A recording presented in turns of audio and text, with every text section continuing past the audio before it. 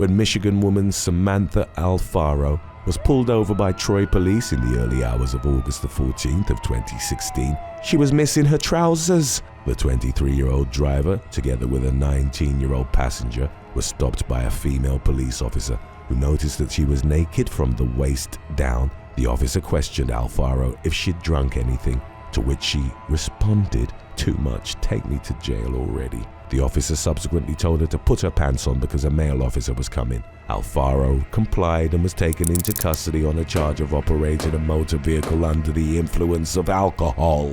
The passenger was issued a misdemeanor citation for consuming alcohol while under the age of 21. Their friend, 20-year-old Jocelyn Reardon, reportedly drove to the district courthouse at around 3 a.m. to pick them up. However, when she arrived, the two women had already been released.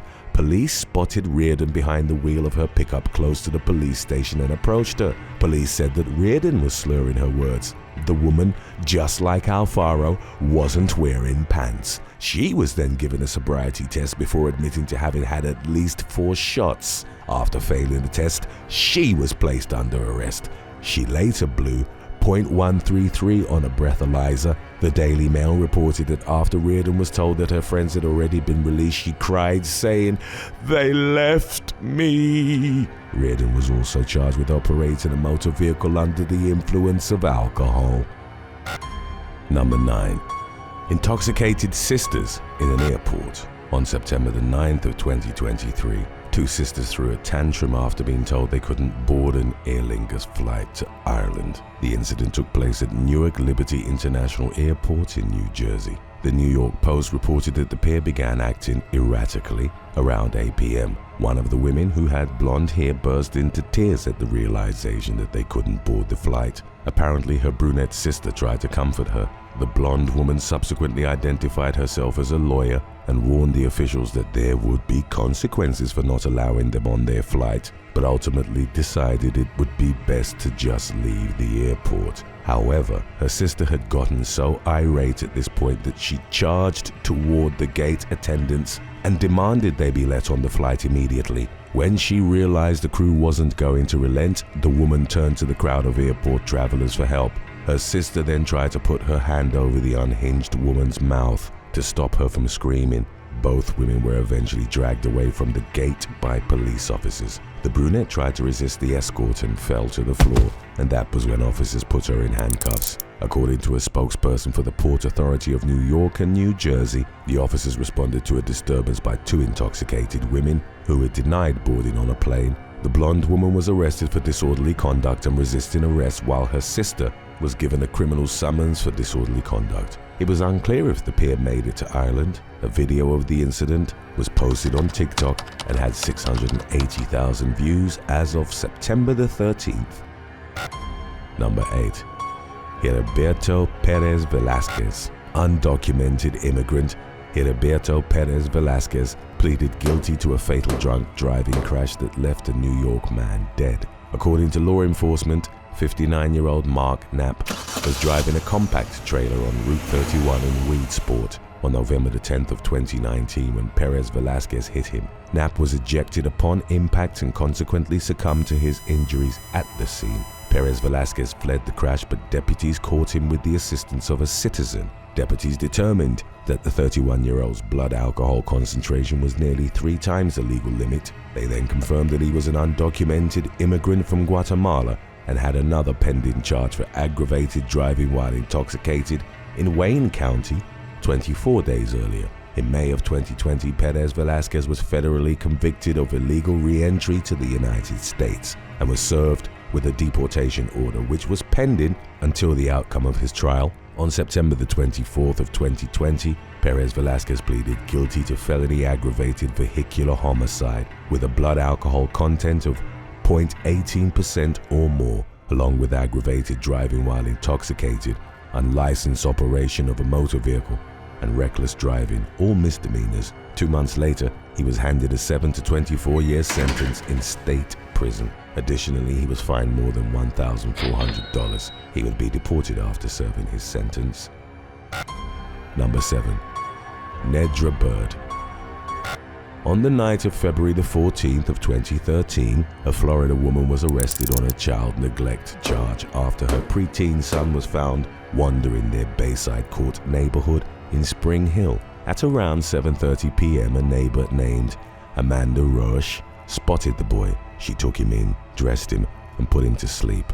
When Roche then went to the boy's home, she tried to knock on the door only to find out that it was already open. She then saw the boy's mother, 31-year-old Nedra Bird, passed out on the couch, making her decide to call the Hernando County Sheriff's Office. Police records indicate that when the deputy asked Bird about her son, she said that the boy was in his room. When asked if she'd been drinking, she responded in the affirmative, saying, "Yeah, I'm drunk as hell." A half-empty bottle of Christian Brothers brandy with a shot glass was later found sitting on her kitchen counter. Authorities then talked to the boy and found out that Bird had been drinking the brandy for most of the day. He added that his mother had given him 4 shots of liquor, admitting that he'd also been given alcohol before. The boy was then taken to Spring Hill Regional Hospital, where a blood test showed his alcohol level to be 0.108, which is over the legal limit for driving in Florida.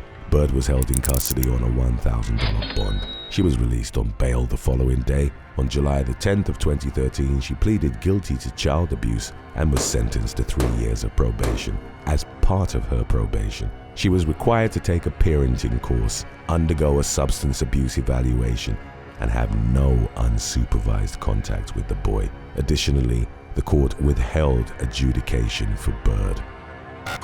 Number 6. Joseph Ruddy. Joseph Ruddy, one of the most prolific federal narcotics prosecutors in the United States, was accused of striking another vehicle while intoxicated on the 4th of July of 2023. The 59-year-old allegedly sideswiped an SUV at an intersection in Tampa, Florida, clipping the side mirror and tearing off another piece of the vehicle. A witness claimed that Ruddy kept going and was swerving all the way up the road. The witness followed him, got his plate number, and reported the incident to law enforcement. After Ruddy was identified by police, they found him at his Temple Terrace home, barely standing up straight and leaning on the tailgate of his pickup to keep his balance. Officers noted that the man had urinated on himself. Glimpses of the incident were captured by police body cam footage, which showed the man waiting with his U.S. Justice Department business card in hand. Apparently, he was attempting to leverage his position in public office for private gain. Despite his efforts, Ruddy was given a sobriety test, which he failed. It was later determined that his blood alcohol level was 0.17%.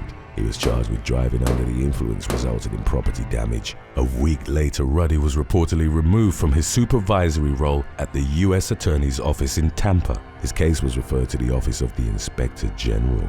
Nevertheless, he remained employed as a prosecutor. As of the latest updates, Ruddy was awaiting his schedule to appear in court in his own case. Number 5.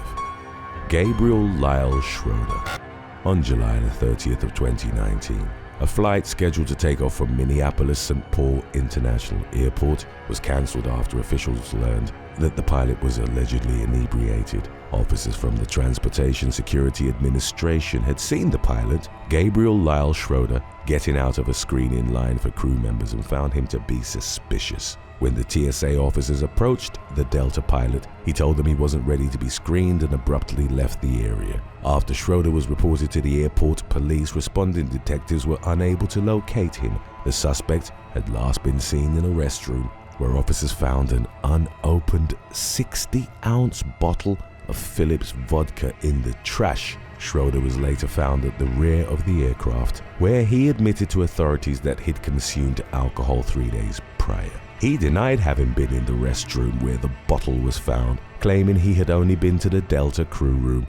After being pressed on the issue, he eventually conceded that he might have gone into the bathroom after all. However, he still denied dumping the bottle of liquor. After being given a breathalyzer test, it was determined that Schroeder's blood alcohol content was 0.065%. He was arrested 20 minutes before the flight's scheduled departure. In the end, the 37-year-old confessed to owning the bottle of vodka that was recovered and admitted to flee in the screening area to dispose of it. In Hennepin County District Court, Schroeder pleaded guilty to a gross misdemeanor count of attempting to operate an aircraft under the influence. he was sentenced to 30 days of electronic home monitoring. A 335-day jail sentence was stayed for 2 years, provided that he followed the stringent guidelines put forth by the judge.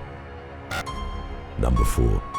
Sherry Wilkins. In Torrance, California, 31-year-old Philip Moreno was fatally struck by a vehicle driven by Sherry Wilkins on the night of November the 24th of 2012. Moreno was struck while crossing a street near his home. The impact reportedly knocked Moreno out of his shoes and threw him up on the hood of Wilkins' car. Wilkins continued driving with the dying man lying on her hood, his body literally embedded into her windshield. According to police, after driving 2 miles away from the scene of the crime, several motorists surrounded Wilkins' vehicle, grabbed her ignition key, and detained her. Moreno was rushed to a local hospital where he died a few hours later. Investigators learned that Wilkins, who was a drug and alcohol counselor, had a blood alcohol content that was twice the legal limit. During the incident, on November the 27th,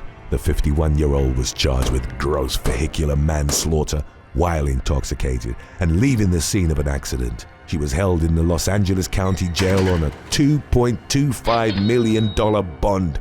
She was found guilty of second-degree murder, DUI, and hit and run in February of 2014. She was handed a 55-year-to-life sentence, but an appeals court threw out the conviction in 2016 because Wilkins' criminal history had been admitted at trial and could have prejudiced the jury, according to the New York Post. Records indicated that she had been convicted of theft and burglary in the 90s. She had served 16 months for the former conviction and 9 years for the latter. In 2010, she was also involved in 2 cases that included hit and run, DUI, and leaving the scene of an accident. However, those cases were eventually dropped after the appeals court threw out her conviction in connection with Moreno's death. Prosecutors refiled the charges. Wilkins pleaded no contest to second-degree murder and 2 drunk driving counts. In February of 2017, she was finally sentenced to 25 years behind bars. Number 3. Tabitha Lee Grooms. 35-year-old Tabitha Lee Grooms from Augusta, Georgia, allegedly beat up her boyfriend on June the 24th of 2015 because he refused to be intimate with her. The incident took place at a residence in Haney Drive, which the woman shared with her mother. She reportedly returned home from a night out, still furious with her boyfriend, 30-year-old Carlos Rodriguez Grace, for rejecting her advances earlier in the day. When Grooms arrived at around 11:30 p.m., Grace was sitting on the sofa. She subsequently scratched him on the face, head, and neck. She continued the attack, biting the man on the arm, causing him to flee to the bathroom to call 911. Upon the arrival of law enforcement, Grooms refused to give her name and threatened to run an officer over with a baby stroller. Eventually, she admitted that she'd been drinking. According to WFXG, Grooms' mother, Betty Clark, had also been caught in the crossfire, receiving a punch in the eye from her daughter. Grooms was arrested and booked into the Richmond County Jail. She was charged with simple battery and family violence. Today's topic was requested by Clint Graham 6253. If you have any other topics you'd like to learn about, subscribe and let us know in the comments section below. Number 2. Kylie Nicole Cunningham. An inebriated Pennsylvania woman named Kylie Nicole Cunningham allegedly assaulted police officers and an emergency medical technician after she claimed to have lost some money to a pinball machine at a bowling alley. The incident unfolded on the night of February the 17th of 2019, when the 26-year-old punched the glass of the pinball machine at the Blue Mountain Lanes on Moorestown Road in Wind Gap. Despite already having been reimbursed for the money she claimed to have lost, when she was asked to leave, Cunningham instead demanded more alcohol. After being refused, she threw a cup of water at the face of an employee. Police were called and responding officers tried to talk to her, but she was reportedly uncooperative. They then placed her under arrest for public intoxication before putting her in a police vehicle. While restrained in handcuffs, Cunningham unbuckled her seatbelt and continued to resist officers. She then kicked an officer in the chest and headbutted him. She later kicked another officer who tried to place her in a holding cell at the Slate Belt Regional Police Headquarters. Officers requested emergency personnel to take Cunningham to a hospital for her severe intoxication. However, when EMTs tried to get her into an ambulance, she resisted again. As a result, a spit hood was then put on her. After being successfully placed in the ambulance, she bit an EMT on the forearm, leaving marks. In the aftermath, she was charged with 3 counts of aggravated assault, 3 counts of simple assault, 1 count of resisting arrest, and 3 related offenses. She was held in Northampton County Prison in lieu of a $30,000 bond. Our release on When Boat Outings Go Wrong is lined up immediately after number 1 for those of you who would like to watch some more They Will Kill You content today. Number 1. Edward Michael Henry Jr. On June the 20th of 2023, 51-year-old former Fox News anchor Edward Michael Henry Jr. was driving with a mouthy blonde companion when he was arrested in Florida for DUI. Radar Online reported Palm Beach Sheriff's deputies reportedly spotted Henry's black Cadillac coasting down a street in West Palm Beach with a flat tire as the metal rim was grinding against the road. According to law enforcement, Henry was allegedly unaware of the damaged tire, which had flown off while taking a turn and had almost struck an oncoming vehicle. Law enforcement claimed that when Henry was pulled over, he smelled of alcohol. The man was then given a field sobriety test, during the course of which he was required to recite the alphabet. Everything went accordingly until Henry stammered, repeating the letter Q just after reciting the letter V. He was then handcuffed and placed in the back seat of a patrol car. The woman who Henry was with assertively protested the arrest, demanding to know if Henry's Miranda rights were read to him. She then accused the deputies of framing Henry, saying they were arresting somebody that shouldn't be arrested. When one of the deputies warned her that she would be arrested for obstruction of an investigation, she immediately backed off. After Henry was taken to the county jail, another deputy approached the woman asking if she was all right. The woman responded saying she was fine and was on the phone with one of Donald Trump's attorneys. Apparently, the woman wasn't Henry's wife, and the Daily Mail later identified her as 50-year-old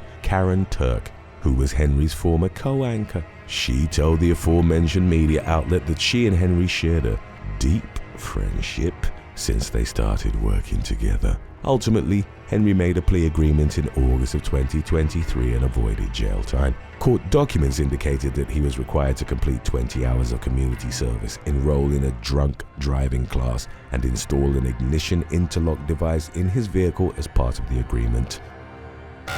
Number 8. Krista Lee Philemon.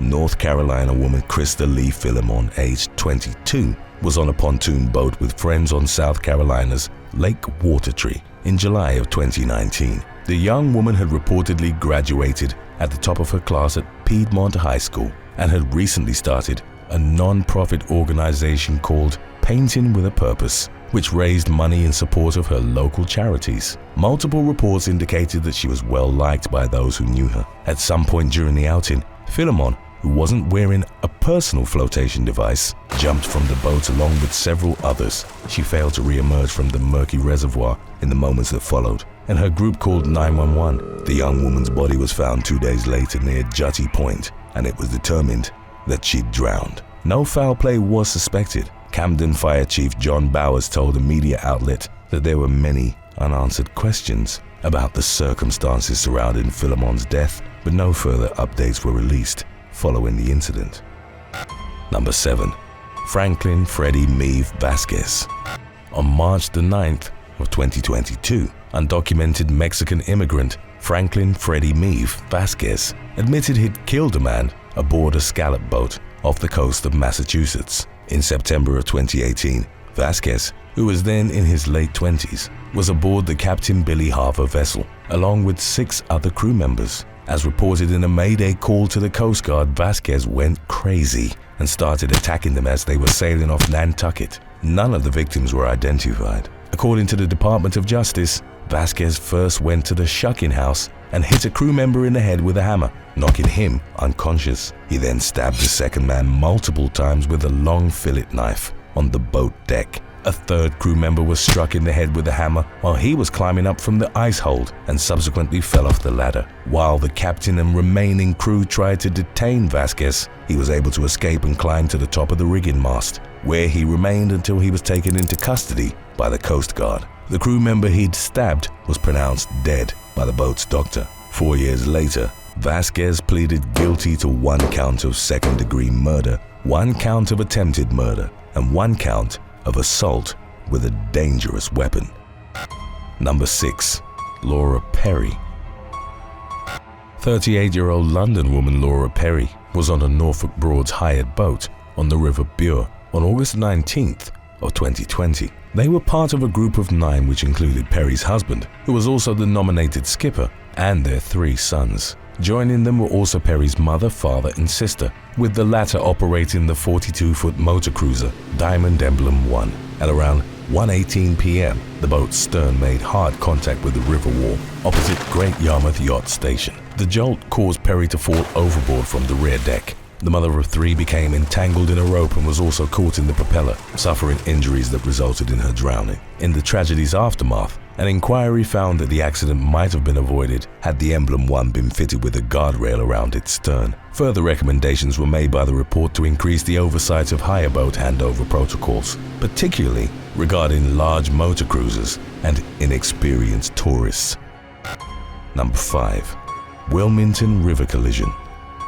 5 people perished over Memorial Day weekend 2022 following a frontal collision between 2 boats on the Wilmington River in Chatham County, Georgia. The vessels had been traveling in opposite directions when they smashed into each other near the Oatland Island Wildlife Center docks at around 10:30 a.m. The spot, where the river is met by Richardson Creek, is known as a dangerous area. A bystander alerted the Coast Guard, who launched a helicopter search and airlifted 1 survivor from the water. 9 people were involved in the crash, 2 of whom were pronounced dead at the scene and 3 others who were pulled from the water in the days that followed. 4 of them were members of the same Savannah family. They were named as Chris Leffler and his wife Lori, both in their early 50s, along with their 2 sons, Nate and Zach. The Leffler's daughter and her friend were among the survivors. According to the Georgia Department of Natural Resources, Savannah resident Mark Christopher Stegel, aged 45, was charged with boating under the influence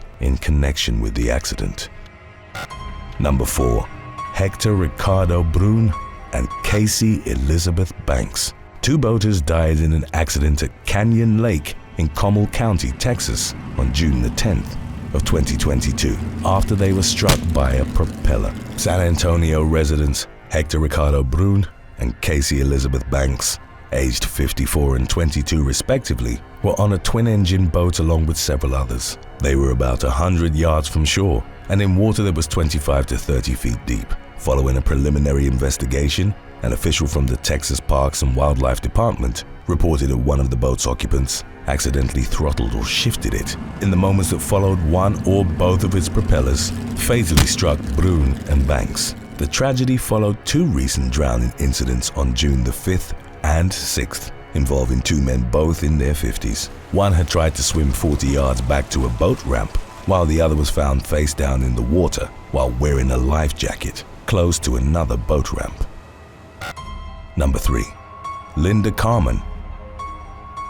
In May of 2022, nearly 6 years after he'd been found floating on a raft on the coast of New England, 28-year-old Nathan Carmen was charged with killing his mother. In September of 2016, Nathan had arranged to go on a fishing trip with his mother, Linda, in his 31-foot boat called Chicken Pox. The vessel sank and Linda died at sea, while Nathan was found floating on an inflatable raft roughly 8 days after they'd set out. He claimed that the vessel had started to rapidly take in water, prompting him to make his way to the raft. Nathan maintained that he'd called out to his mother but never saw her again. In 2019, a federal judge in Rhode Island concluded that the young man had contributed to the boat sinking. As reported by witnesses, he'd removed 2 stabilizing trim tabs from the stern.